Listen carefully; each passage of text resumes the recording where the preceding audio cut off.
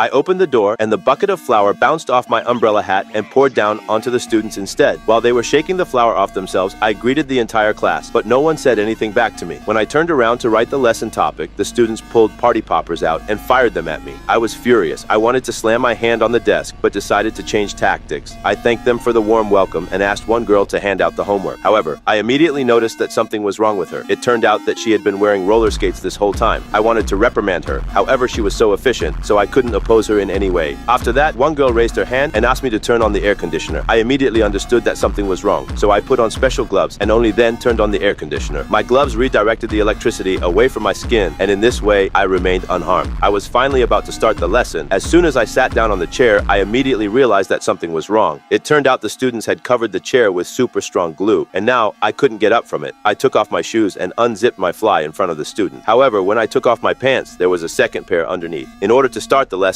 I needed chalk. One student said it was in the cabinet. However, the only thing I was able to pull out of the cabinet was a rat. I pretended that I was insanely scared and threw the rat at one of the students. However, my students said that this rat was not real at all. After their speech, I immediately pulled out another rat and said that the rat in my hands was fake and the rat in their hands was real.